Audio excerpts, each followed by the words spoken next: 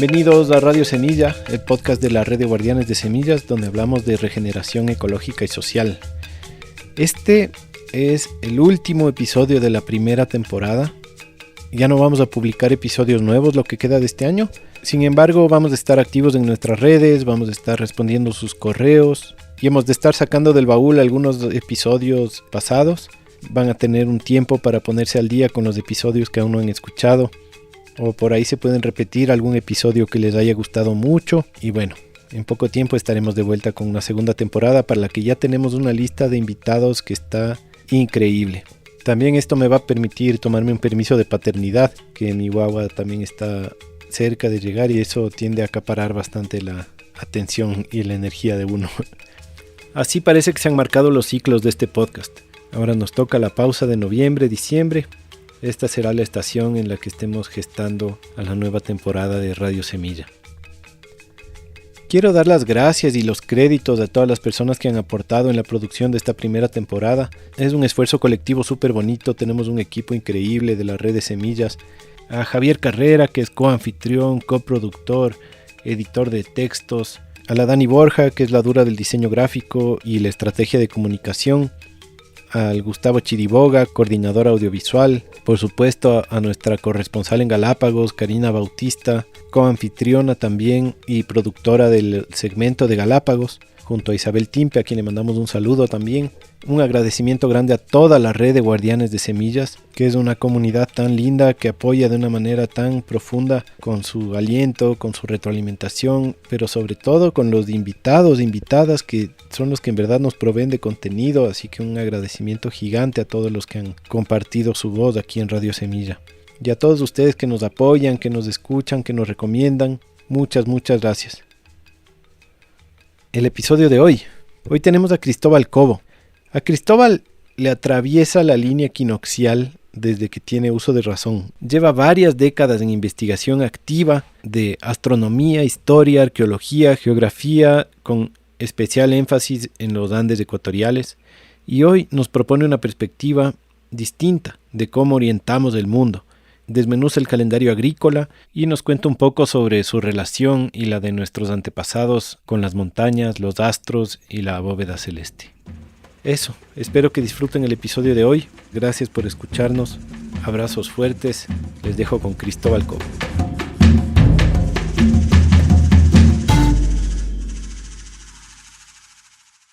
Bienvenido, Cristóbal Cobo.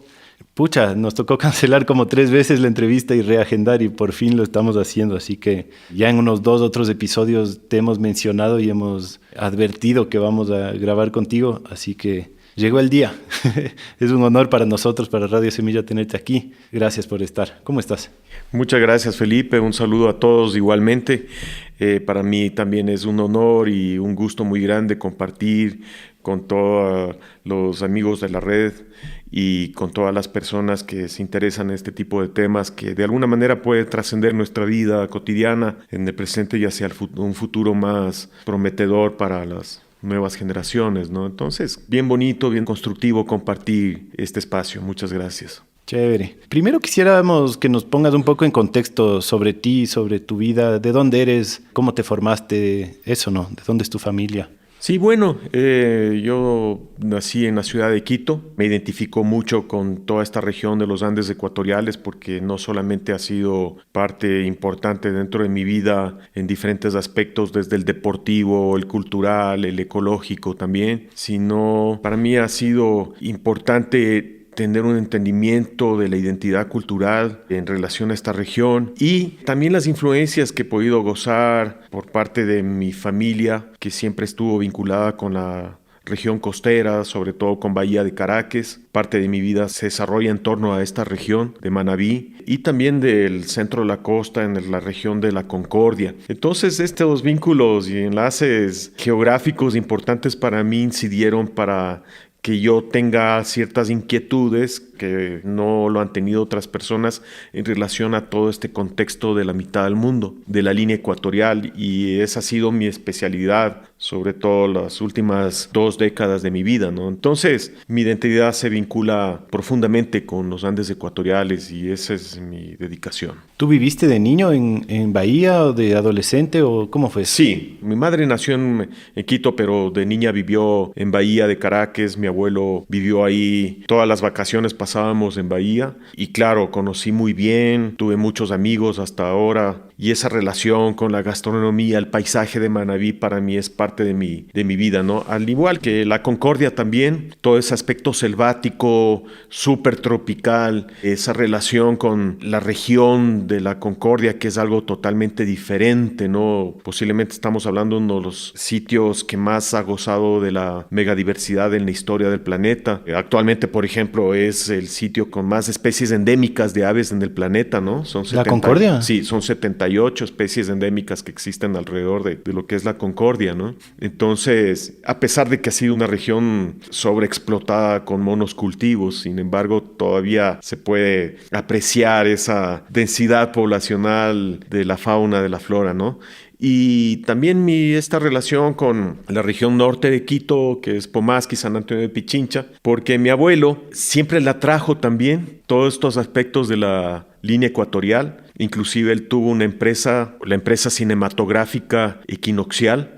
Recién me enteré hace unos 3 meses que él tenía esta empresa porque durante alrededor de unos 50 o 60 años el material cinematográfico de mi abuelo estuvo guardado, embodegado. Inclusive mi padre, que ya falleció, él tampoco vio este material cinematográfico. Mi abuelo lo había guardado y se quedó guardado. Mi hermano está haciendo un trabajo de rescate de este material, digitalizándolo, muchos hechos históricos de los años 40, 50, y él pues atraído por este tema ecuatorial. Él tuvo una pequeña granja ahí en Pomasqui, entonces también mi relación muy profunda con esa región de San Antonio de Pichincha, se le conoce como la mitad del mundo, ¿no? Desde niño, desde bebé prácticamente. Entonces, mi relación con estos espacios geográficos, con estos paisajes, influyeron mucho en mi persona para que yo me dedique a investigar más profundamente sobre aspectos culturales, ancestrales, sobre la cosmovisión andina y sobre todo la astronomía antigua, que nadie lo había hecho anteriormente.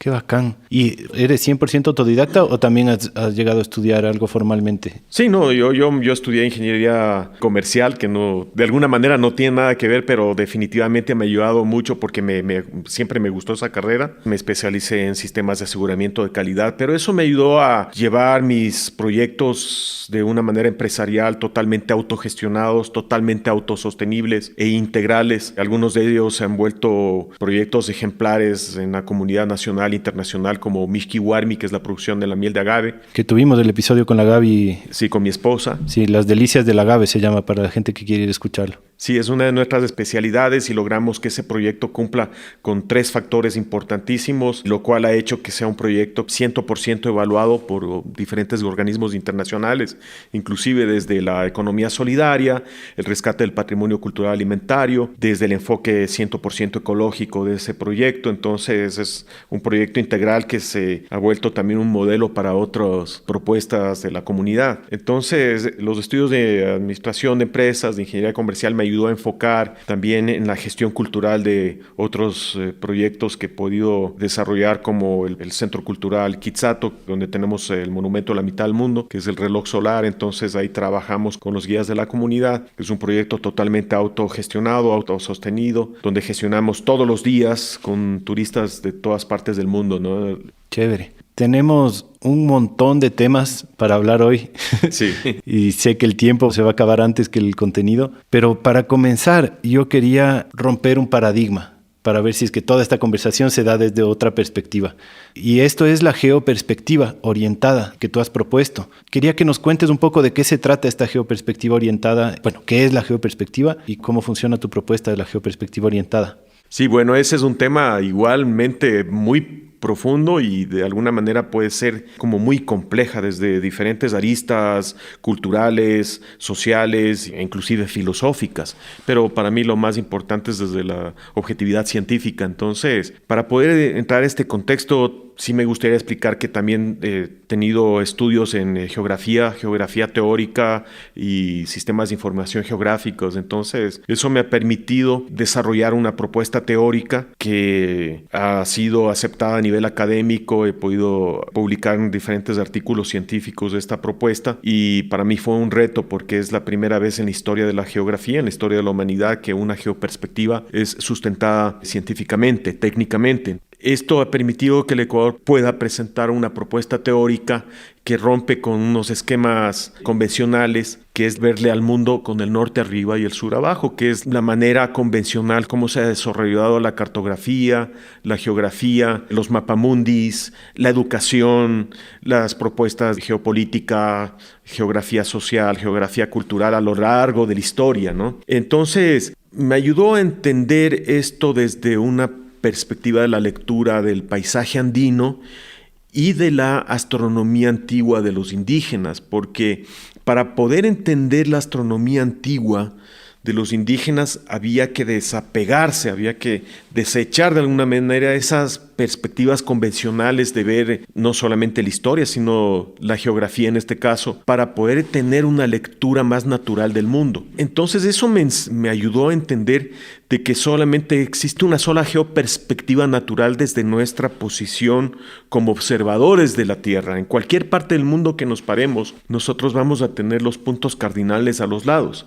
Si nos orientamos, por ejemplo, la única dirección que puede permitirnos orientarnos es justamente el oriente, de ahí viene la palabra orientación. En latín, oriente significa por donde el sol sale. Entonces no hay manera que nos orientemos al norte, porque etimológicamente no está relacionado con el significado de la palabra. La única manera de orientarnos es hacia el oriente. Eso es lo que significa esta palabra. El momento que nos orientamos correctamente hacia el oriente, evidentemente, el norte va a quedar a nuestra izquierda y eso significa la palabra norte. Viene de antiguas lenguas indoeuropeas, ner, N-E-R, que significa izquierda. La palabra norte significa izquierda. El momento que yo me oriento, mi izquierda será el norte y por eso la palabra norte significa izquierda. La palabra sur, en cambio, viene de surya, que es el sol, porque los países del norte veían al sol siempre hacia el sur. Entonces ellos le llamaban a esa dirección la dirección del sol. Sur, south, viene de surya, que es la dirección del sol. Y occidente, que es el punto menos funcional, viene de oxiso, que es el punto muerto. Porque yo no voy a poder observar el movimiento celeste de los planetas, esa mecánica de la Tierra, donde vemos que se ocultan los astros, la luna y el sol, hacia el occidente porque es el punto muerto, por eso se llama occidente. Viene de oxiso, que es el punto muerto. La única manera de poder entender toda esa mecánica celeste, la rotación, los movimientos aparentes de los planetas, de la luna, del sol, de las estrellas, es orientándome. Así voy a poder ver tanto al norte como al sur. Yo me acuerdo que nos enseñaban a orientarnos hacia el norte, la mano derecha por donde se levanta el sol, la mano izquierda por donde se acuesta. ¿Y qué pasaba en ese momento? Descartábamos totalmente el sur. Es invisible para nosotros, porque es una geoperspectiva totalmente incorrecta. La única manera de poder entender algo integral, tanto del norte como del sur, es orientarnos. Ahí nos comenzamos a dar cuenta cómo la educación falla también en base a estos dogmas impuestos desde hace 1800 años, desde el primer mapa de Ptolomeo de Alejandría. Él diseñó el primer mapa del mundo con el norte arriba, el sur abajo, porque veía a la estrella polar Polaris de la Osa Menor como un punto fijo en el cosmos para poder ordenar en longitudes y latitudes, en coordenadas, su propuesta geográfica, y a partir de ese momento se volvió una costumbre histórica para marinos, navegantes, geógrafos, cartógrafos desde hace muchos siglos, y se enquistó esa geoperspectiva del norte arriba al sur abajo. Pero no es correcta. ¿Por qué? Porque la estrella Polaris no es un punto fijo en el cosmos. Cambia permanentemente. Cambia 50 segundos de arco cada año. Todo el tiempo, todos los días va cambiando las estrellas con respecto a nuestra posición de observadores. Cambia 1 grado cada 76 años y 360 grados, un círculo completo cada 25.800 años. A eso lo llamamos el movimiento de precesión, que lo entendieron muy bien los mayas, por ejemplo. Las estrellas no son fijas para nosotros como observadores terrestres, entonces no podemos hablar de puntos fijos y constantes a lo largo del tiempo para poder determinar puntos cardinales específicos, concretos y exactos. O sea, lo único fijo es el sol. El único punto fijo en el cosmos para nosotros como observadores es la salida del sol en los equinoccios. Solamente 2 días del año, los equinoccios de marzo, alrededor del 20-21, y los equinoccios de septiembre, que son alrededor del 22-23 de septiembre. Esos puntos, solamente 2 días del año, nos proveen el punto más fijo y constante en todo el cosmos para nosotros como observadores terrestres. El asunto es que, bueno, supongamos que nos paramos en cualquier parte del mundo, en una habitación, en un patio, en un bosque. El momento que nos orientamos hacia el oriente, el norte queda a la derecha, a la izquierda, el sur a la derecha, y ese momento estamos orientados. Entonces, si así nos funciona la naturaleza para nosotros como observadores y podemos sustentarlo científicamente con la salida del sol de los equinoccios para poder determinar cualquier otro punto cardinal de los 360 grados que nos rodean a nuestro alrededor, pues es así como la cartografía, la geografía debería ser hecho, porque justamente la geografía se trata de eso, de dibujar nuestro entorno, nuestros paisajes, nuestras montañas, nuestras selvas, en base a nuestra posición como observadores de la Tierra. Entonces a veces mucha gente dice, pero desde el espacio no existen puntos cardinales, lo puedo poner a la Tierra como quiera. Es verdad, pero no estamos en el espacio, estamos en la Tierra, y de eso se trata. Desde nuestra posición como observadores terrestres, en cualquier parte del mundo vamos a compartir la misma perspectiva. Por lo tanto, es así como la cartografía debía haber sido diseñada siempre, con el oriente, con el este como nuestro referente. Así el norte queda a la izquierda, al sur a la derecha. Los mapas de las ciudades, de los caminos, de las redes eléctricas, de los valles, de las selvas, siempre debió ser diseñada desde esta perspectiva porque es la única que es sustentable técnica y científicamente. Pero mira, para mí lo más importante es desde el enfoque educativo, cultural, porque ese momento simplificamos el entendimiento de un niño para poder entender la geografía, el manejo, el dominio de los puntos cardinales, las direcciones. Porque un niño simplemente ve cómo la naturaleza funciona. Te voy a poner un caso, los vientos alisios. Los vientos alisios van de este a oeste, justamente porque la Tierra rota de oeste a este. A eso se deben los vientos alisios. Entonces, cuando un profesor o una profesora toma un globo o un mapa, el momento que quieren explicar eso a un niño, con el norte arriba, al sur abajo, ¿cómo le va a explicar que el viento va de izquierda a derecha? Es absurdo. Entonces la mejor manera está la educación en la naturaleza. Y cuando nosotros salimos de la naturaleza vamos a ver que el viento recorre de este a oeste, los vientos alisios, porque la Tierra rota de occidente a oriente, de oeste a este. Entonces, ese momento para un niño va a ser muy natural entenderlo, así como el clima, la meteorología, las estaciones, el tiempo, el espacio, los calendarios. No solamente podemos simplificar el entendimiento de la naturaleza, de las ciencias, sino también procurando explicar que existe un mundo en balance, en equilibrio, donde no existen unos sobre otros, no existen países de arriba, no existen países de abajo. Todas las naciones del mundo tienen su posición específica. Entonces, lo que procuramos con esto es llevar a cabo un cambio de paradigmas en cómo tenemos o deberíamos de procurar tener una lectura del mundo en igualdad de condiciones, una lectura que podamos compartirlos con todas las personas, donde cada persona en el mundo tiene su posición específica y así entender de mejor manera, volver a vincular nuestra lectura del cosmos con la naturaleza. Y a ese momento estamos hablando de derechos, de los derechos de los niños, porque es el derecho de los niños y los jóvenes de entender cómo la naturaleza funciona y aprender desde esa perspectiva, no desde el capricho del hombre, no desde imposiciones dogmáticas que lo que hacen es confundirnos y tener un orden político, una geografía política impositiva del mundo, de ver que los países desarrollados están sobre los subdesarrollados, los ricos sobre los pobres. Es una lectura de desigualdad, es una lectura política que posiblemente debe de acabarse, ¿no? La primera vez que te escuché hablar de eso, te decía que tenemos que hacer un emoji de WhatsApp Sí.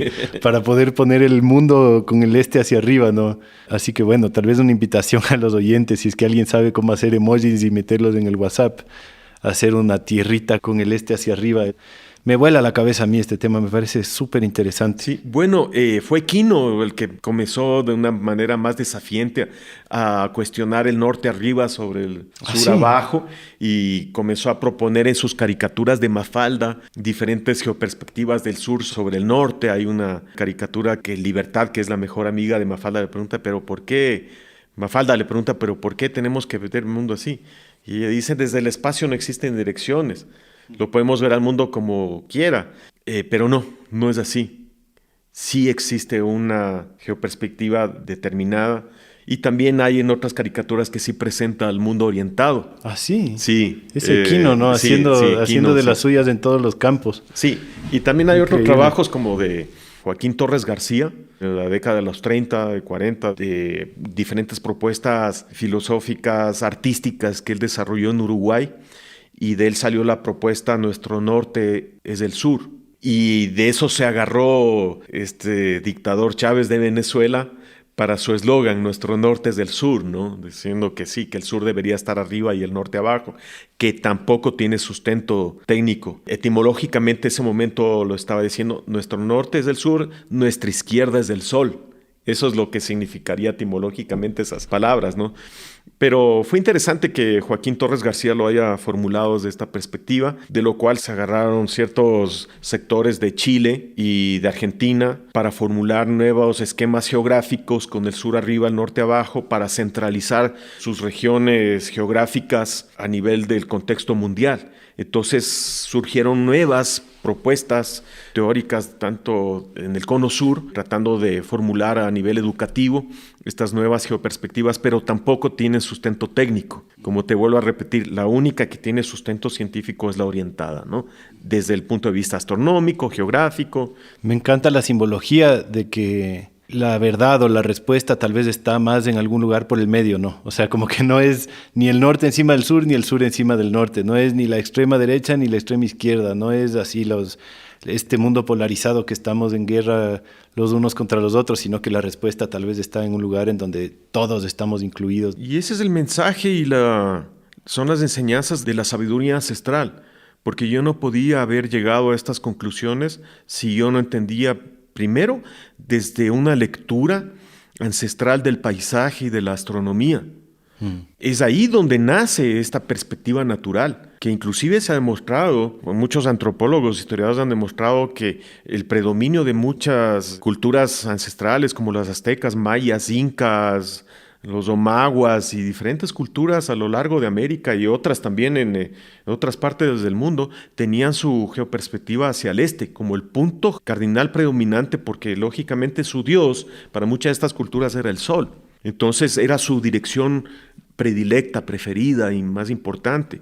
Yo hice un trabajo etnográfico con los secoyas sobre cómo de ellos desarrollaban su geoperspectiva y lógicamente era hacia el oriente, ¿no? Hacia la salida del sol de su principal deidad, que es el sol, y su lectura de las constelaciones tucanas allá en la Amazonía, de cómo veían desde las salidas de las estrellas, ¿no? Hacia el oriente siempre. Entonces, una anécdota, cuando iban los diferentes trabajadores, antropólogos, historiadores, inclusive hasta los que tenían las intenciones de entrar con petroleras hacia la Amazonía y les enseñaban las cartas topográficas a los indígenas.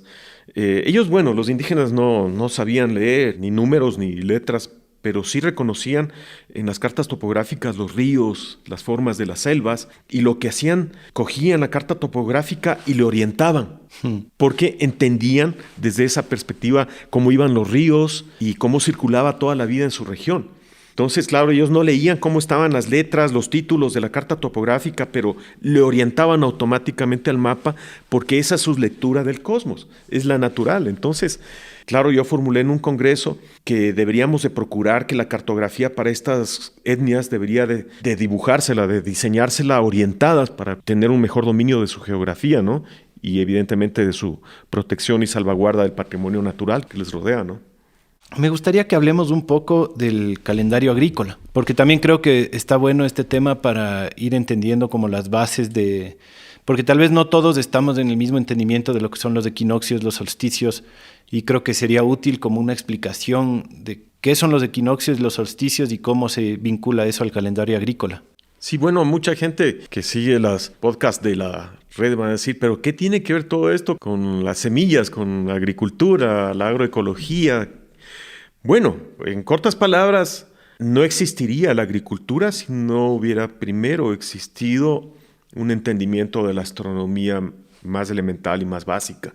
Porque, ¿cómo sabía una persona en la antigüedad cuándo sembrar? La única manera era conformando un calendario para saber cuándo iban a entrar las lluvias más importantes del año, preparar los suelos para las semillas.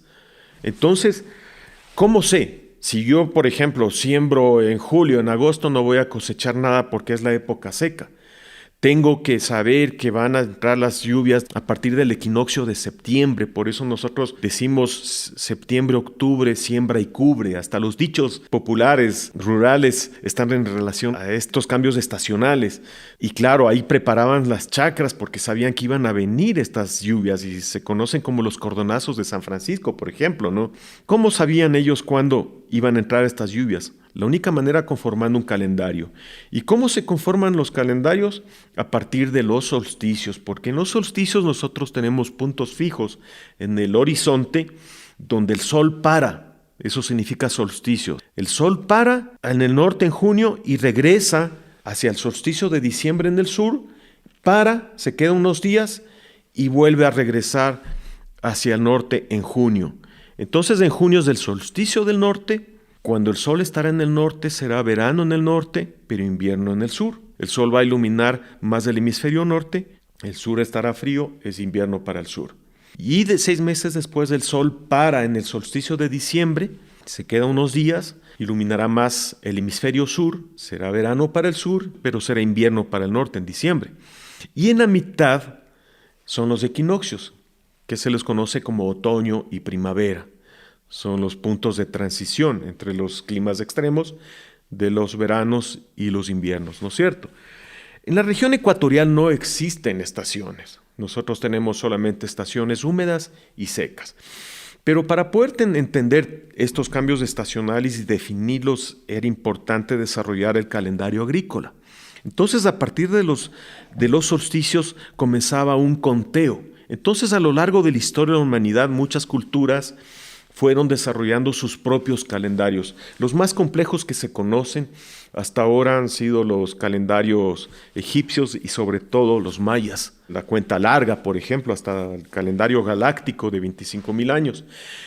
Tenían conteos en relación al calendario de Venus, de la Luna, pero básicamente es del Sol. Pero para poder dividir un poco cómo eran estos entendimientos de los calendarios, hay que tratar de entender cómo primero fueron las culturas nómadas. Porque las culturas nómadas básicamente eran recolectoras y cazadoras, pescadoras. Entonces ellos tenían que salir en actividades más relacionadas con la luna.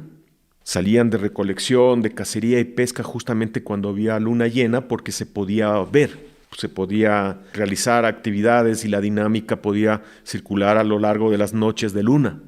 Entonces, las noches sin luna, cuando estaba más oscuro, pues esta sociedad, estas familias estaban en sus madrigueras y claro, había más actividad sexual, justamente eso. Entonces ahí es como se vincula la menstruación, por ejemplo, de la mujer con la luna, porque su actividad más fértil tenía que estar acorde cuando había una actividad social más unida en sus madrigueras. Entonces la menstruación de la mujer, por ejemplo, por eso es menstruación, viene de mens, que es la luna. Igualmente los periodos de gestación de 9 meses, todo está relacionado con estos periodos y las estaciones también. Entonces, los nómadas se ajustaban más a los procesos lunares y por eso los calendarios más antiguos que existen son lunares que han sido fechados alrededor de 35,000 años antes del presente, ¿no? Y quién sabe hasta más antiguos en el centro de Europa, justamente porque esas culturas nómadas obedecían más a la luz de la luna. Eso era lo más importante. Pero cuando estas culturas nómadas comienzan a crecer, comienzan a estancarse en diferentes sitios, ya no podían movilizarse tanto, entonces ahí comienza a haber un entendimiento, un conocimiento de la dinámica de diferentes vegetales y animales en diferentes sitios y observar cómo las semillas, los frutos se comportaban de acuerdo a las estaciones y comenzaban a ver el comportamiento de las semillas, su germinación, su crecimiento, florecimiento, fructificación y las cosechas, evidentemente. Entonces iban de acuerdo a todos estos cambios estacionales que iban siendo medidos día tras día, luna tras luna, y así se conformaron el conteo de los días, de las semanas, de los meses, de acuerdo a esta conformación calendárica y a las estaciones también. Entonces así es como nacen los calendarios más primitivos, los cuales fueron haciéndose más complejos cada vez, pero nunca se desapegó de una relación muy íntima con lo sagrado y lo espiritual para estos pueblos, porque justamente eran estos dioses los que reglamentaban de alguna manera el orden biológico, agrícola, de la dinámica de la fauna y la flora, y a su vez de la sociedad, pues evidentemente, del manejo inteligente ya del espacio y del tiempo. Entonces estos dioses siempre fueron los que predominaron y a lo largo del tiempo fueron suplantados con deidades humanizadas de estos elementos celestes como el sol y la luna, y diferentes personajes a lo largo de la historia lo que hicieron estos personajes fueron representar al sol y la luna, ¿no? Como la Virgen, como Jesús, como Ra para los egipcios, Inti para los incas, por ejemplo, ¿no? Yo quisiera explicar en unos breves minutos cómo más o menos funciona el calendario agrícola andino para que las personas que están oyendo puedan entenderlo de una manera más clara, más pragmática. Más o menos a fines de agosto, cuando los suelos están desgastados, está totalmente seco, ya se han realizado todas las tareas de cosechas, comienzan a prepararse los suelos para la siembra. Entonces, en el equinoccio, que ya se sabe que va a venir, gracias al calendario, comienzan a hacerse las limpias de las chacras, con las chichas, con fuego, diferentes danzas, manifestaciones. Para los incas era el Coya Raimi, la fiesta de la mujer, de la reina, ¿no? Que era la preparación de la madre tierra para la siembra de la semilla. Entonces se le iba a sembrar, se iba a inocular, se iba a fertilizar la madre tierra. Se hacían las limpias en las casas, de las chacras. Era el momento de la Coya Raimi. Y también está vinculado con el calendario litúrgico, con muchas romerías y peregrinaciones de las vírgenes más importantes. Por ejemplo, en el Ecuador, la Virgen del Cisne, la Virgen del Quinche a lo largo de estos meses, que son octubre, noviembre. Son los momentos de siembra. Comienzan a pasar el tiempo, pues octubre, noviembre, diciembre, estas semillas comienzan a germinar.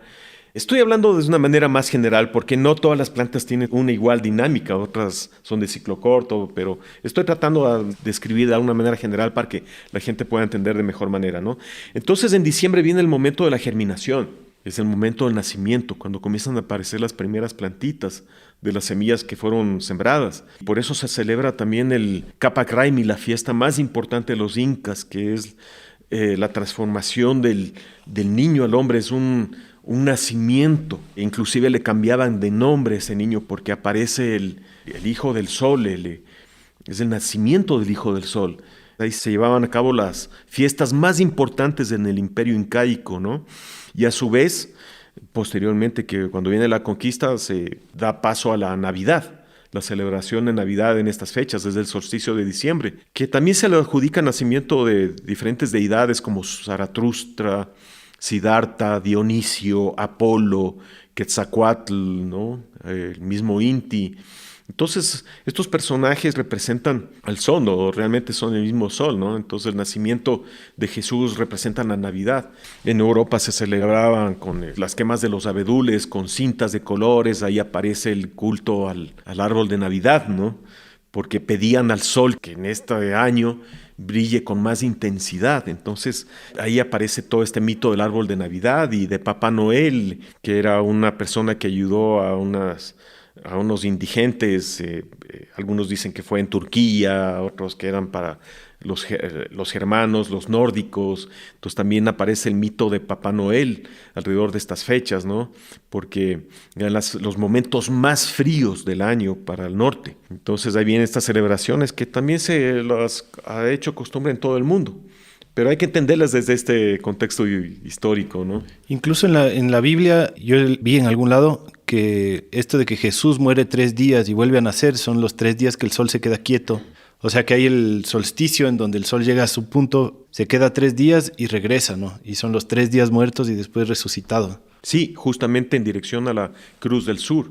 Y hay algunas hipótesis que formulan que justamente eso representa la crucifixión de Cristo y su resurrección, ¿no? Porque son esos días que el sol está como muerto en la parte más baja del horizonte, el momento más frío del año para el norte, ¿no? Entonces es el invierno, ¿no? Y estaba relacionado justamente con la muerte y muchas celebraciones circulan alrededor de eso, ¿no? Pero hay mucha cuestión mitológica. Sin embargo, ya desde la lectura natural, pues es simplemente el solsticio, que es el invierno para el norte, solsticio de diciembre, y es el verano para el sur. Igualmente para otras culturas eran otro tipo de celebraciones, ¿no? Y así pasan los meses de enero, febrero, marzo, estas plantitas han crecido y comienzan a florecer, a fructificar. Ha llegado el momento de la fiesta de las flores y las frutas. Nosotros acá celebramos el Pauca Raimi, ¿no? La fiesta del florecimiento y de la fructificación. También los incas celebraban el Pacchapucuy porque es el momento de las lluvias, del agua, las lluvias más intensas. El Pacchapucuy es la fiesta del Poquio, de la vertiente. Es el momento de la fertilidad. Acá en el Ecuador se celebran muchas fiestas. Una de las más conocidas es la fiesta de Ambato, de las flores y las frutas, ¿no? Justamente en este momento de marzo, del equinoccio, el equinoccio de marzo 21. Entonces, posiblemente es una de las fechas más importantes porque es una fecha fija que dio paso a, por ejemplo, la Pascua. La Pascua en el calendario litúrgico se escoge del primer domingo después de la primera luna llena, después del equinoccio de marzo 21. Es decir, que se celebraba cualquier día X. El equinoccio es un acontecimiento fijo y momentáneo, y la primera luna llena que venía, y ese domingo siguiente era la Pascua. Pues así se seleccionaba. Por eso es una fecha movible, porque se ajustaba a la luna llena, pero a su vez todo eso se ajusta a una fecha fija que es el equinoccio. Entonces ahí viene y nos damos cuenta lo predominante y lo importante que es el acontecimiento astronómico del equinoccio. ¿Y por qué? ¿Sabes? ¿Por qué es el domingo después de la luna, después del equinoccio? Porque así conformaban estos los calendarios y las celebraciones. Entonces, por ejemplo, en el Vaticano ahí está la Torre di Venti, que es la Torre de los Vientos, es el observatorio antiguo, medieval del Vaticano. Ahí hay un hoyo en la pared de la Torre di Venti donde la luz entra en marzo 21 y ilumina una estrella de 8 puntas que está en el piso ese momento. Y en la bóveda de esta habitación está en el techo la estrella de 8 puntas, que es cada una de las puntas, los puntos cardinales los llamaban los vientos. Entonces eran la estrella de los vientos, ¿no? La rosa de los vientos. Por eso le llamaban la Torre di Venti. Entonces, cuando la luz iluminaba en este cubículo justo en el centro de la Torre di Venti, era el equinoccio. Y así calculaban cuándo venía la primera luna llena. Y ese domingo siguiente, domingo significa el día del Señor, el día del sol. Por eso en inglés es Sunday, el día del sol. Ese momento era la Pascua. Y 40 días antes, la Cuaresma, miércoles de ceniza, es carnaval. Entonces, si tú te fijas, todas estas fechas, carnaval, la Pascua, la Semana Santa, la Navidad, todas nacen a partir de un calendario agrícola, que es la base astronómica. Nosotros en el Ecuador, ¿con qué celebramos? Con nuestra marca gastronómica más importante de todas, que es el culto a la semilla, a los granos tiernos, que es la fanesca, que reúne todos estos frutos y granos frescos, que a su vez son las semillas, y se prepara pues un plato muy complejo con las curcubitáceas como es el zapallo, como el sambo. En México le dicen el chilacayote, Hay diferentes nombres para que puedan ubicar cuál es este sambo, que es una curcubitácea, es como una sandía, pero que no es dulce, ¿no? Ah, ¿tienen sambo en otras partes? Yo pensaba que era solo de aquí. No, en México es un plato importantísimo. Se hacen diferentes preparaciones, hasta el sambo encofitado.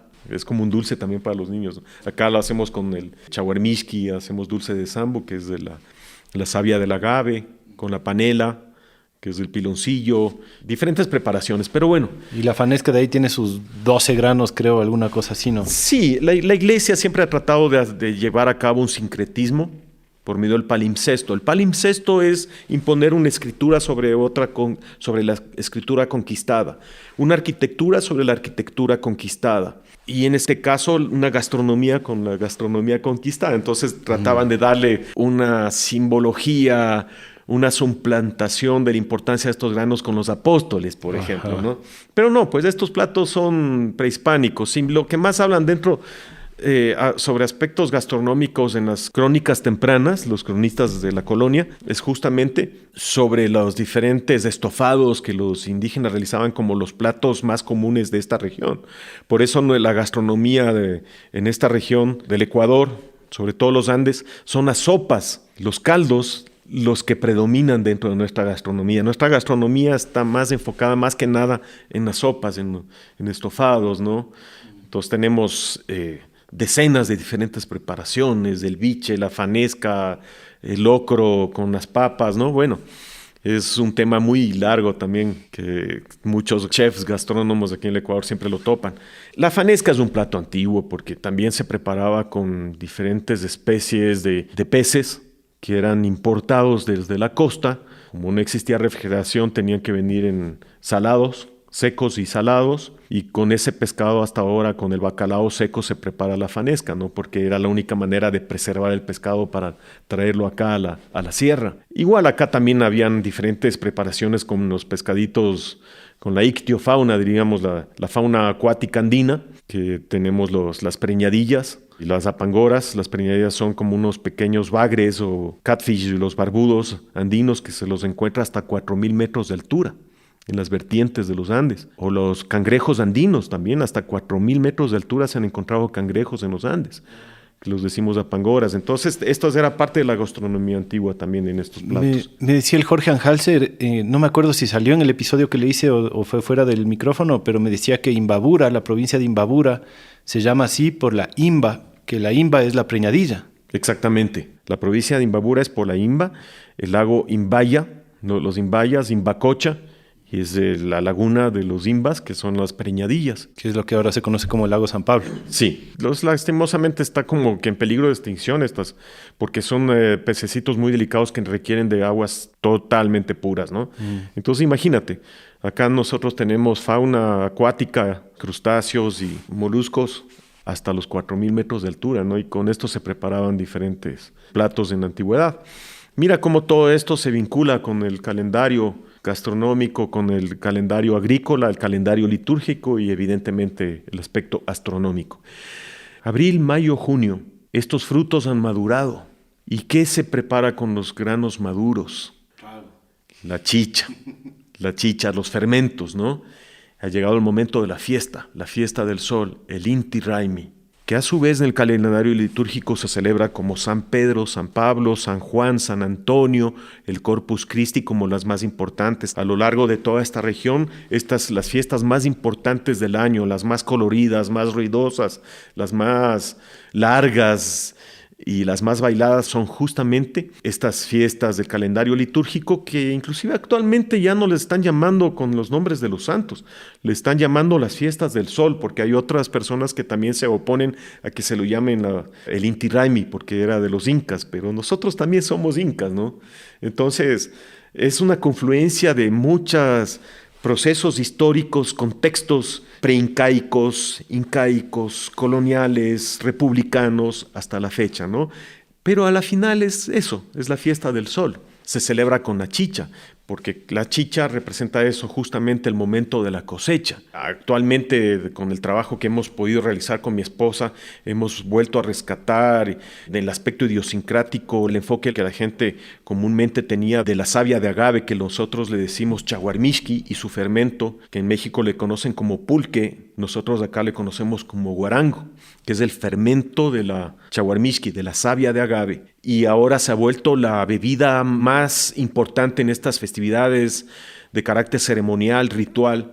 Tanto así que antes sacaban a los santos en andas por las calles, acá de la parroquia de Cangagua, que es la parroquia más antigua del Ecuador, que es la región donde vivimos con mi familia, acá en Huachalá, en Cayambe, que queda justo en la línea ecuatorial, al norte de la ciudad de Quito. Y ahora las comunidades están sacando en andas a los agaves, ya no a los santos, ¿no? Y antes sacaban mucha cerveza en estas fiestas, pero ahora están sacando por litros de litros el guarango, que es el fermento del agave, ¿no? Y la chicha de maíz, bueno, eso siempre ha sido típico. La gente está rescatando ciertas tradiciones ancestrales porque parece que ya comienza a aparecer también un vínculo más profundo con la tierra, con los productos de la tierra, ¿no? De la madre tierra. Entonces, estamos viendo también una transformación interesante, muy alegre, muy colorida respecto a esto, ¿no? Entonces, eso representa el solsticio de junio para nosotros, el momento de la cosecha. A lo largo de julio, agosto se extienden las fiestas y llega septiembre nuevamente y vuelve nuevamente el ciclo del calendario agrícola. Todo esto no podría existir si no fuera a partir de la observación astronómica.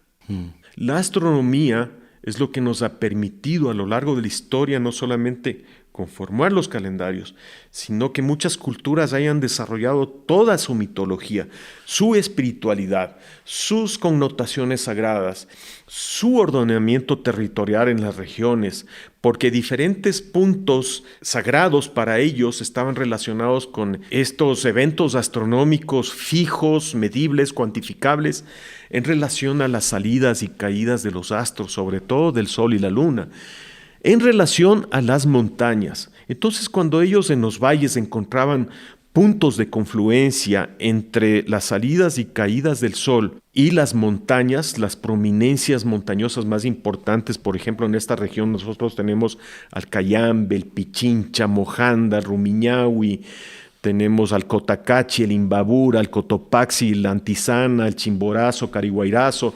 Bueno, no pararía posiblemente después de una hora de enumerar todos los apus que eran los dioses para los indígenas. Pues cuando ellos encontraban estos puntos de confluencia, eran justamente en esos sitios que consideraban sagrados y donde levantaban sus pequeños montículos que a lo largo de la historia de estas culturas fueron transformándose en montículos importantes, de formas cuadrangulares, que ahora nosotros los conocemos como pirámides truncas. Entonces, hay muchos de estos sitios arqueológicos importantes con decenas de estas pirámides en nuestra región de los Andes ecuatoriales que están relacionados justamente con esta lectura del paisaje celeste y terrestre, y donde confluían estos alineamientos y a partir de eso pues tenían una lectura del paisaje, a partir de eso manejaban su organización social, inclusive hasta la guerra, como ya hemos mencionado, los aspectos agroecológicos y evidentemente el ordenamiento territorial. Entonces sabían cómo estaban implantados diferentes de estos puntos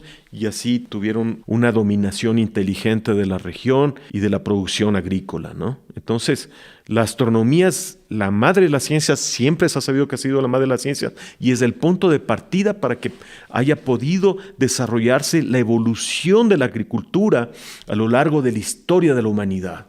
El momento que nosotros omitimos la astronomía estamos cometiendo un error porque la astronomía es lo que da pauta a los cambios estacionales, al aparecimiento de la lluvia y de las diferentes épocas que dan paso a la dinámica agrícola, ¿no? Todos los sitios arqueológicos, ceremoniales, sagrados, todos tienen su congruencia astronómica. De los que se están investigando no solamente aquí en el Ecuador, sino en diferentes partes del mundo gracias a la aplicación de tecnología satelital, programas espaciales, sistemas de información geográfica, la conjugación de estas tres ramas de alta tecnología espacial, informática, está permitiendo a muchos investigadores en diferentes partes del mundo, en Europa, en América, en el Asia, a entender muchos enclaves y sitios arqueológicos importantísimos, y más bien ahora sería extraño y raro que cualquiera de estos sitios no tengan un vínculo astronómico. Si hablamos, por ejemplo, de Angkor Wat, si hablamos de las iglesias medievales en el periodo oscurantismo, también del renacentismo, de la ilustración, de la colonia en América, de las iglesias republicanas también, y muchas de estas construcciones, vamos a ver que hay un vínculo astronómico importantísimo, los cuales actualmente pueden ser calculados, medidos y comprobados con precisión matemática, y esa es la parte que a mí me apasiona, porque en este tipo de investigaciones con astronomía no puede darse paso a la especulación o al invento. Son datos matemáticos que tienen que ser totalmente precisos. Entonces, estos estudios nos están dando otro tipo de información que la antropología, la arqueología convencional nunca lo logró, justamente por haber descartado el aspecto básico de todas las culturas en su historia, que era la astronomía. Entonces, actualmente, más bien, gracias a estos avances tecnológicos, estamos gozando de otra lectura totalmente de estas evidencias arqueológicas tan importantes alrededor del mundo, ¿no? O sea, no se diga Machu Picchu, Chichén Itzá, Teotihuacán, Copán, acá en el Ecuador tenemos las pirámides de Cochasquín, Gapirca, pero sí parece que también existen otros nichos que están relacionados con cultos también al agua, puede ser al viento, a otro tipo de ritos, pero los más importantes alrededor del mundo se están comprobando que son netamente, básicamente astronómicos. Hablando de sitios arqueológicos importantes, ¿nos puedes contar un poco de Catequilla? Bueno, Catequilla justamente es el punto de partida de mi propuesta y prácticamente de mi vida en esto, porque cuando yo era muchacho, muchas piezas arqueológicas que existían en una propiedad de mi abuelo allá en La Concordia, en el centro de la costa, en un pueblo más bien dicho que se llama La Independencia, habían unas tolas que son montículos de tierra de origen antrópico de las culturas preincaicas, pues siempre desde niño me llamaban la atención tanto los artefactos arqueológicos que se habían encontrado en estos sitios, así como los montículos, y nadie me podía dar una explicación congruente, lógica, racional sobre estos vestigios. Y cuando yo tenía alrededor de unos 14, 15 años, ya comencé por mi cuenta a tratar de identificar estas evidencias y me di cuenta que estábamos hablando de la cultura chorrera, posteriormente la cultura jamacuaque de la costa. Entonces yo desde muy temprana edad ya comencé a identificar por mí mismo con diferentes textos, libros de diferentes historiadores y antropólogos. Entonces comencé a entender este contexto arqueológico de estas regiones del Ecuador, y eso fue mi primer vínculo con la arqueología, ¿no? No estudié arqueología porque no tenía todavía esa intención seria. Más me atraía la astronomía antigua. Entonces comencé a cuestionarme sobre las posibles relaciones que tenían estos sitios con los aspectos astronómicos. Gocé de muchas enseñanzas de dos maestros que me ayudaron a entender esto de una manera más clara. Que en paz descanse Aurelio Iturralde Enríquez, que fue un gran topógrafo del siglo pasado que ayudó a muchos proyectos arqueológicos, sobre todo de la costa de la Escuela Politécnica del Litoral, y de un arqueólogo que también influyó muchísimo en mí, que hizo estudios sobre la cosmología Valdivia, que se llama James Sadler. Estas dos personas realmente influyeron en mí, en el tipo de textos y la calidad de textos con las cuales yo debía de tratar de entender, leer, y eso me llevó poco a poco a entender la importancia de las prominencias montañosas de los Andes. Entonces comencé a cuestionarme cómo puede ser posible que en esta región no se haya desarrollado un vínculo con la astronomía, mientras en otras regiones en América como es en la península de Yucatán, en los Andes centrales, en todo lo que es el Valle del Urubamba en Perú, en el Valle del Colca, cómo estas culturas desarrollaron tantos profundos conocimientos astronómicos. ¿Cómo puede ser posible que en posiblemente la mejor región del mundo para observaciones astronómicas, que son los Andes ecuatoriales, cómo puede ser posible que no se haya desarrollado una conciencia astronómica? Entonces comencé a explorar esta región. Yo practiqué siempre el andinismo, ha sido posiblemente uno de mis deportes, mis prácticas más importantes. He podido subir prácticamente a todas las montañas del Ecuador, de esta región. Y el andinismo, a partir de yo tenía unos 5 años, comencé a practicarlo, pero parece que fue sobre todo el parapentismo, que lo practiqué alrededor de 10 años, que me llevó a tener otra perspectiva del paisaje desde el aire, ¿no? A 4.000, 5.000 metros de altura, volando en todas estas regiones de los Andes ecuatoriales, desde el Pichincha, por ejemplo, que era mi sitio preferido. Ya usaba instrumentación para poder tener vuelos navegables, entonces usaba altivarios y GPS, y estamos hablando de los años 95, 94, y fue posiblemente uno de los primeros GPS de navegación que existían aquí en el país. Y todos estos factores confluyeron para que yo comience a subir, a visitar otros sitios arqueológicos que mi padre me había llevado desde niño.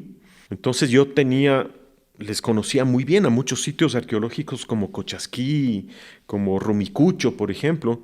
Comencé a subir a muchos de estos sitios y comencé a entender todo este transecto de la línea ecuatorial y todas estas montañas. Y un día pues dije, había un monte que me llamó la atención y dije, no, pues ese monte está justo en el paralelo cero, tengo que subir. Y el momento que subí, con el GPS, lógicamente, me encontré que en su cima estaba un semicírculo arqueológico y la lectura del GPS me dio 0 grados, 0 minutos, 0 segundos. Y para mí fue un momento de máxima e intensa emoción, porque, claro, vinieron muchas cosas a mi mente, si es que esto era casual o una coincidencia, ¿no? Y claro, ese mismo momento comencé a medir los otros sitios arqueológicos y vi una relación astronómica con los solsticios tan exacta que eso ya comenzó a derivar en otras cosas. Eso fue el 26 de junio de 1997. Cuando llegué a Catequilla y pude comprobar que el sitio estaba exactamente en la línea ecuatorial. Primero me di cuenta que era el único monte, que es un domo fracturado, un domo geológico fracturado, de alrededor de unos 1.200 metros desde su base. La altura desde el nivel del mar está a 2.600. Y ese momento me di cuenta que era el único domo, el único monte entre los Andes ecuatoriales que está exactamente en la línea ecuatorial, convirtiéndose en el mejor sitio del mundo para observaciones astronómicas del horizonte. Por 2 factores. Primero, porque solo y únicamente en la línea ecuatorial tú puedes ver el cielo tanto del norte como del sur.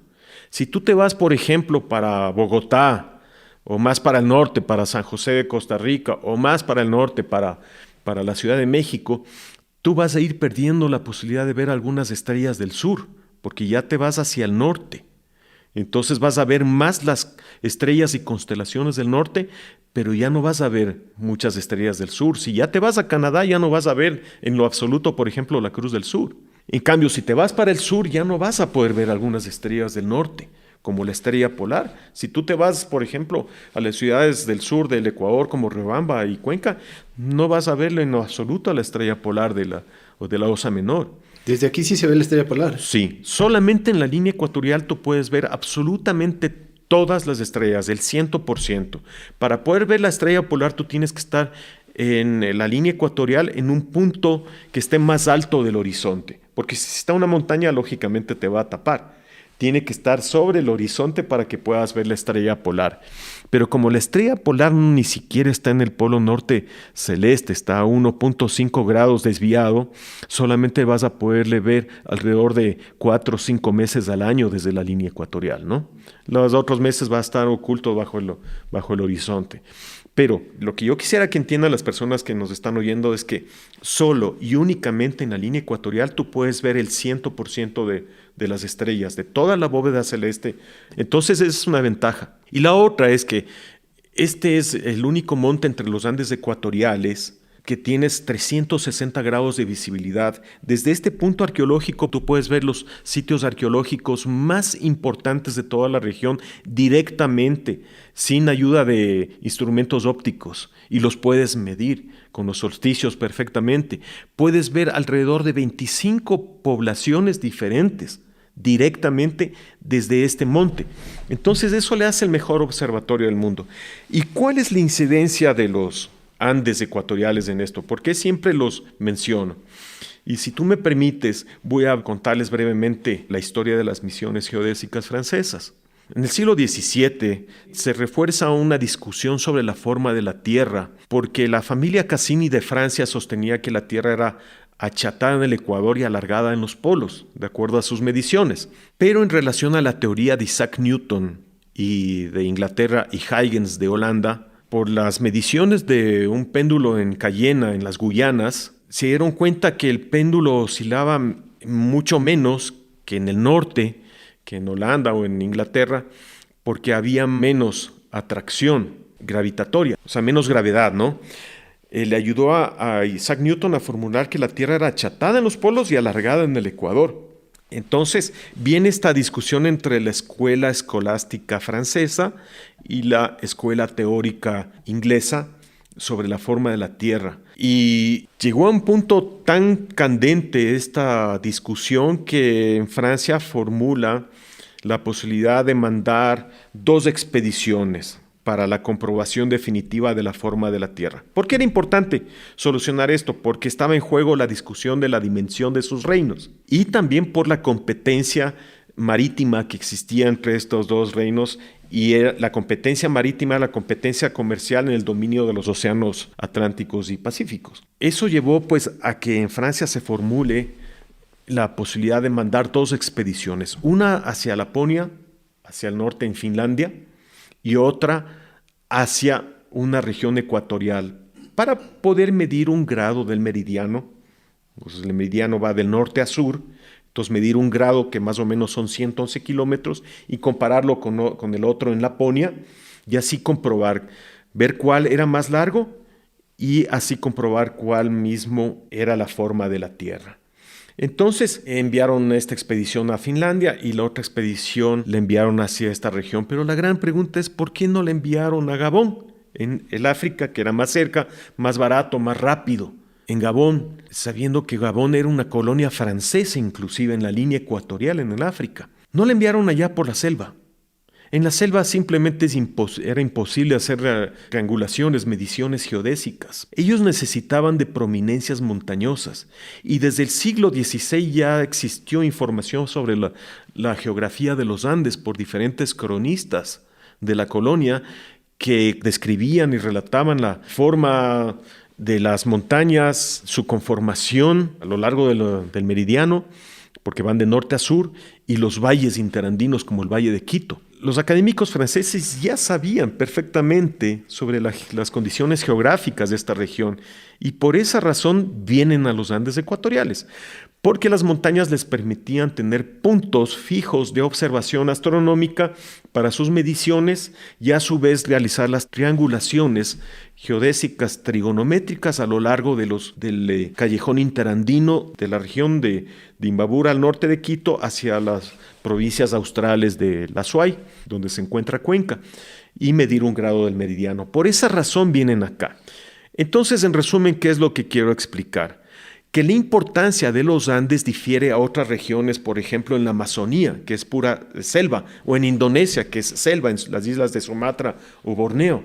En el África, Gabón, el Congo, ¿no? Hay 2 montañas en Kenia, que es el Monte Kenia, pero está 56 kilómetros al sur de la línea ecuatorial, o el Kilimanjaro, que está 17 kilómetros al sur de la línea ecuatorial. En cambio, los Andes ecuatoriales son 2 cadenas montañosas que van de norte a sur, los Andes orientales hacia la Amazonía y los Andes occidentales hacia la costa.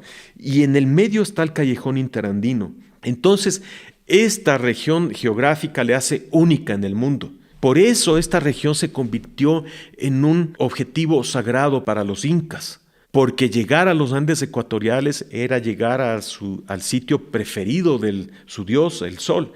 Eso no lo digo yo, eso lo dicen las crónicas, como Garcilaso de la Vega en 1609 que escribe los comentarios reales de los incas, y él describe cómo los incas fueron midiendo con las sombras hacia la línea ecuatorial y por eso rendían culto más a las columnas quiteñas que las columnas cusqueñas, porque a mediodía de los equinoccios las columnas no proyectaban sombra alguna. Entonces él nos describe no solamente la importancia geográfica de esta región, sino la astronomía prehispánica, la astronomía incaica, y ahí podemos entender la importancia de la región. Y entonces Catequilla, tú descubres el sitio arqueológico de Catequilla y tú desarrollas la investigación arqueológica ahí. Sí, bueno, yo encontré para mí ese sitio porque después leí un texto de Luciano Andrade Marín que él menciona, él nunca hizo la comprobación, pero él sí menciona en uno de sus textos que el monte Catequilla está cruzado por la línea ecuatorial.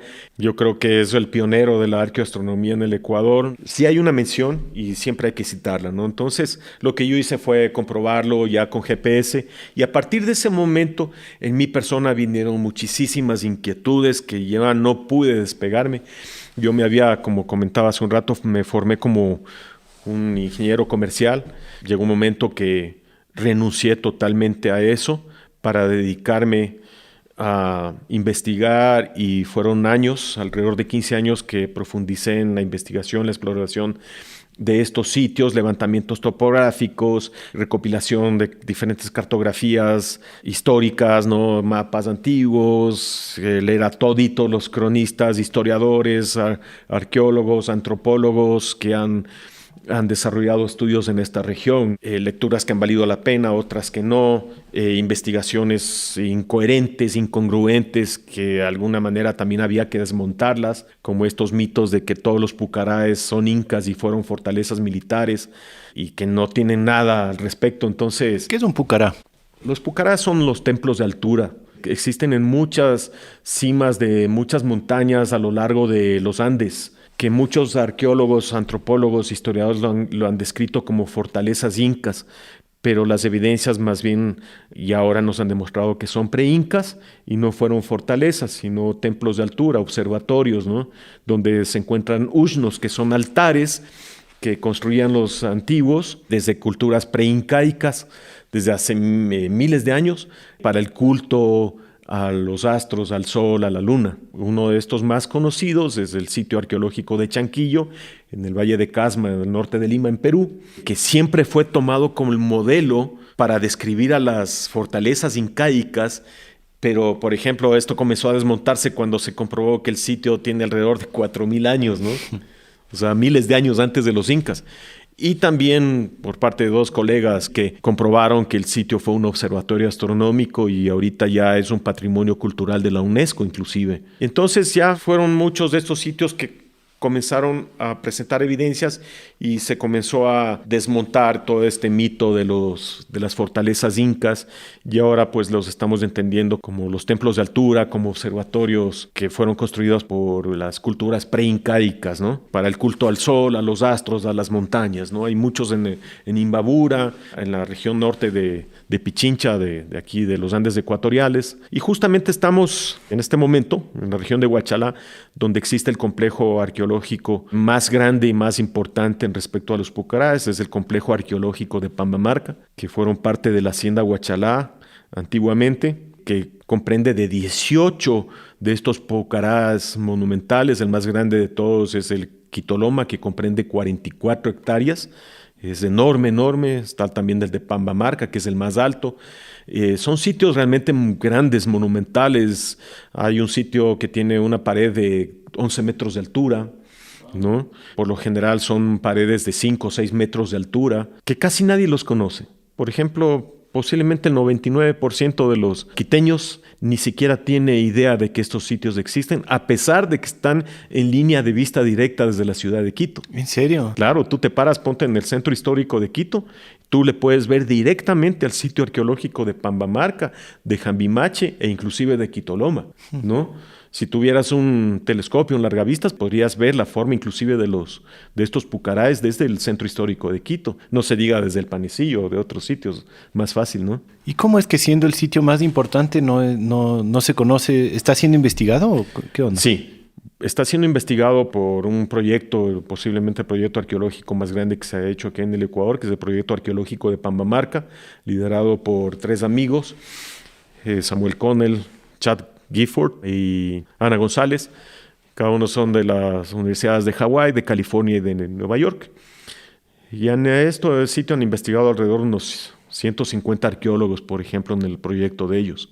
Pero no llega la arqueología a las noticias. No, para nada. Ni mucho el turismo tampoco. El fútbol nos gana. El fútbol, los reality shows y...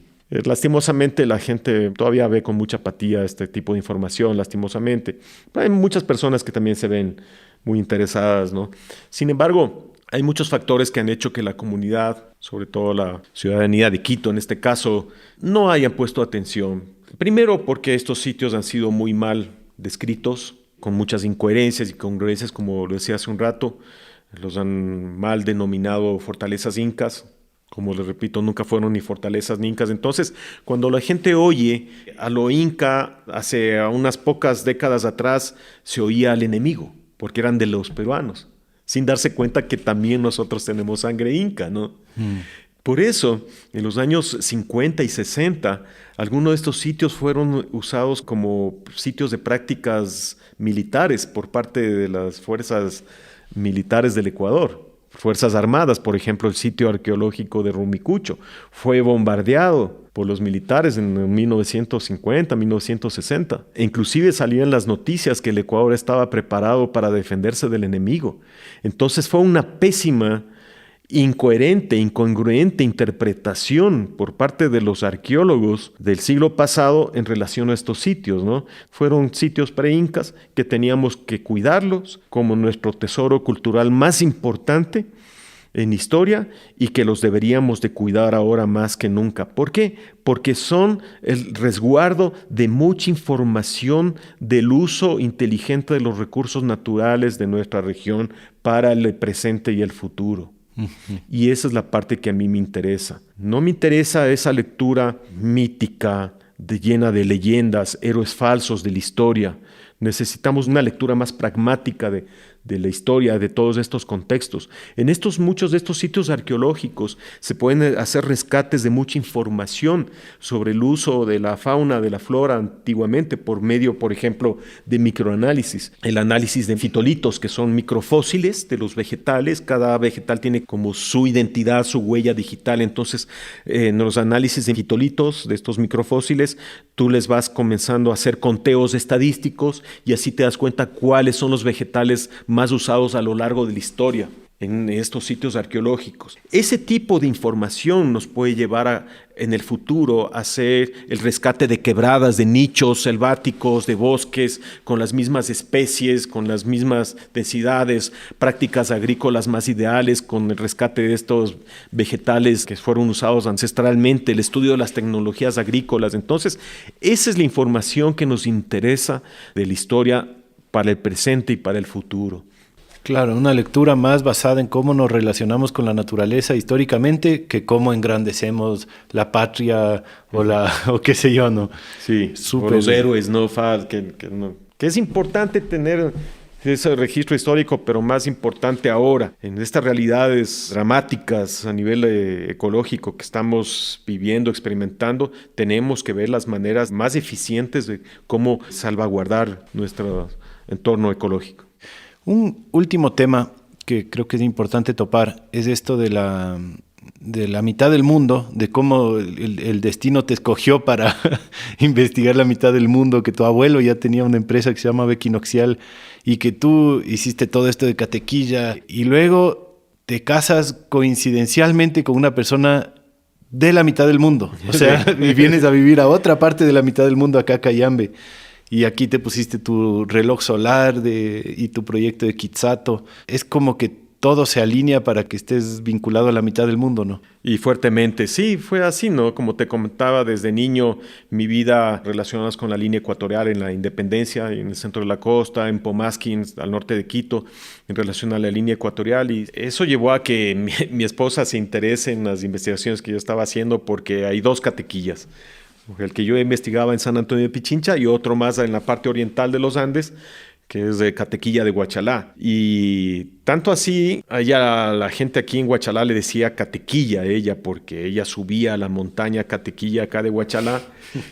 Y una vez creo que leyó alguna revista de algún reportaje que me hicieron y dijo, ¿qué está haciendo este señor con mi Catequilla? ¿No? Pero era el otro Catequilla y ella estaba estudiando en Canterbury, en la Universidad de Kent.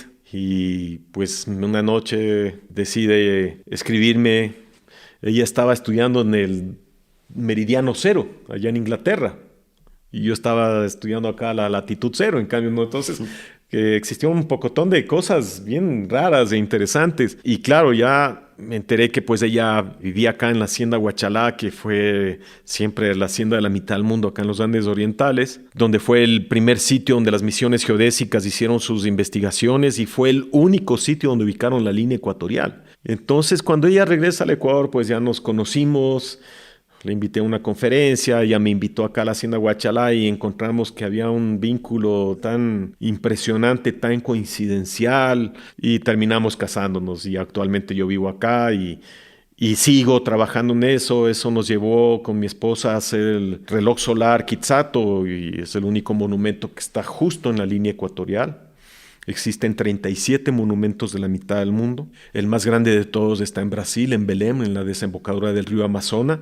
Y aquí en el Ecuador también hay algunos. Pero el único monumento que está justo en la línea ecuatorial es el reloj solar ecuatorial que nosotros construimos porque ya usamos tecnología satelital. Y es un reloj solar donde la gente va a entender cómo funcionan las horas en base al sol, a las sombras, a la luz, el calendario, los solsticios, los equinoccios, con guías de la comunidad que han sido preparados por nosotros, que atienden permanentemente a todos los días del año. El monumento de la mitad del mundo al norte de Quito tiene un desfase gigante, ¿no? Desfase en diferentes enfoques. Para comenzar, es un monumento que nunca fue concebido como la mitad del mundo, sino un monumento conmemorativo para celebrar los 200 años de la visita a las misiones geodésicas francesas. Ese fue el simple objetivo de haber construido este monumento. Ni siquiera intentaron famoso. Que sea la mitad del mundo. No, nunca intentó. Fue Luis Tufiño que tomó la medición de las misiones geodésicas francesas para la ubicación de ese sitio, simplemente porque estaba más cerca de Quito. Pero el único sitio, irónicamente, donde las misiones geodésicas ubicaron la línea ecuatorial fue justamente aquí en el sector de Huachalá. Fue el único sitio. En Cayambe. Sí, en Cayambe. Entonces, más bien acá es el sitio histórico. No hay referencias que ellos hayan estado en San Antonio de Pichincha, donde está el monumento famoso, que lastimosamente está a 300 metros al sur de la línea ecuatorial. Se ha convertido más bien en una expresión de esa actitud errónea que representa la mentira, la falsedad, la corrupción, y eso nos tiene que ayudar a autollamarnos a una reflexión de que debemos de madurar como sociedad y no solamente presentar nuestra identidad con orgullo, con respeto, sino también reconocer que los estudiantes, turistas de todas partes del mundo merecen honestidad. Y las ruinas o el monumento, no sé si es inca o es pre-inca, que está cerca es Rumicucho, ¿no es cierto? Que está cerca de la mitad del mundo. El sitio arqueológico que está abajo de Catequilla se llama Rumicucho. Rumicucho es una copia que es como una maqueta grande de un monte que está al frente que se llama La Providencia, porque en el solsticio de junio ahí hay un círculo de piedra. Tú te paras en ese círculo de piedra, vas a ver que la caída del sol se acontece en dos montañas, que son los montes La Marca. Y esa imagen está en la fachada de la iglesia de Rumicucho. Y esa misma imagen constituye el primer escudo del Ecuador. Los montes La Marca y el sol. Ahora el escudo del Ecuador está representado por el Chimborazo. Pero antiguamente eran los montes La Marca y el sol. ¿Desde dónde? Desde este círculo de piedra que está en el sitio arqueológico de Rumicucho. Solo y únicamente desde ahí tú vas a ver cómo el sol se acuesta entre estas dos montañas, el solsticio de junio 21. Ellos querían emular por medio de las sombras las mismas formas de las montañas. O sea, ahí está implícito el culto a los apus, a las montañas, ¿no? A los dioses de las montañas, y evidentemente el sol que rige, que regula todo este acontecimiento. Imagínate estar ahí en este círculo de piedras, justo en la caída del sol, 10 metros a tu izquierda está en sombra, 10 metros a tu derecha hay sombra de las montañas y tú eres el único elemento iluminado por el sol en todo el valle. Eso acontece justamente en ese punto. Entonces, claro, para cualquier persona es algo impresionante, ¿no? Y para los indígenas era un culto a su Dios, evidentemente. Debe ser bien difícil para ti escoger a dónde ir cada solsticio y cada equinoccio, ¿no? Bueno, sabes que te cuento que siempre lo he programado muy coordinadamente, porque yo no puedo desperdiciar esos momentos. Yo tengo que hacer los registros que necesito. Por ejemplo, en el Centro Histórico de Quito yo pude, paulatinamente, llegué a desarrollar modelos predictivos que ahora me permiten decir, tal cosa va a pasar en determinado sitio, tal fecha. Y ha sido tan interesante que, por ejemplo, yo no he podido asistir a ese momento y he pedido a otra persona que vaya a registrar el evento lumínico y lo han hecho. Y han estado tan agradecidos porque después de cientos de años son la primera persona que vuelve a ver otra vez el evento lumínico como lo hicieron los indígenas. Entonces, cada vez que yo me iba, ponte al centro histórico a documentar estos efectos lumínicos, era muy complicado porque cuando ya estabas en plena filmación, de repente aparecía una nube que tapaba todo. Y tenía que volver al próximo año. Al próximo año hay un caso, una pirámide que hice 7 años del intento y lo logré por fin al 8º año lograr filmar. Sí, entonces no ha sido fácil. El último solsticio estuve en la isla de La Plata, que es uno de mis últimos trabajos. Es la única isla prácticamente que está en el occidente de nuestra costa, en el Ecuador. Galápagos están 1000 kilómetros de distancia, pero esta está apenas a 45 kilómetros de la costa. Es una isla de medianas proporciones que está alineada con el Cerro Sagrado de Jaboncillo en la costa. Y ahí encontraron un ídolo en la colonia y ese ídolo fue trasladado a la ciudad de Quito y ahora es la Virgen de la Merced.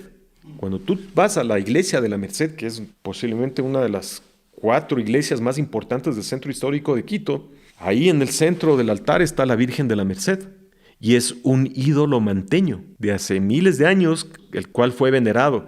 Pero los españoles le pusieron un rostro de yeso, pero todo el ídolo es manteño. Sí. Y todos los años le sacan en carreta de caballo porque como es tan pesado no le pueden sacar en andas. Ese es el trabajo en curso actualmente. Qué chévere. ¿Le puedes decir a la audiencia dónde te puede encontrar, dónde te puede seguir para enterarse más de tu trabajo? Sí, bueno, yo invito a todos a visitar, si se encuentran aquí en el Ecuador, al reloj solar Quitsato, que está aquí en el sector de Huachalá, a 10 minutos antes de la ciudad de Cayambe. Si pueden visitar el website es www.quitsato.org. Quitsa significa mitad y tomundo, mitad del mundo, en la lengua safiki, que es una lengua antigua de la etnia sáchila de la costa ecuatoriana, que es la más cercana a Quito. Es una lengua preincaica que posiblemente predominó en toda esta región de los Andes occidentales y sus estribaciones. ¿Y por eso crees que Quito se llama Quito? Hasta ahorita es la fuente más clara del posible significado de la ciudad de Quito. Quit posiblemente significa mitad y tomundo, ¿no? Solamente lo podemos formular hipotéticamente porque no tenemos registros que puedan ayudarnos a cotejar, a contrastar y a comprobar, ¿no?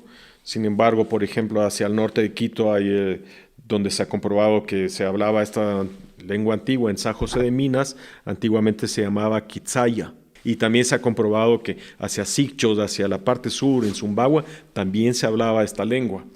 Entonces Quito no podía haber sido aislado, ¿no? Más bien Quito posiblemente fue el centro generador de toda esta cultura ancestral.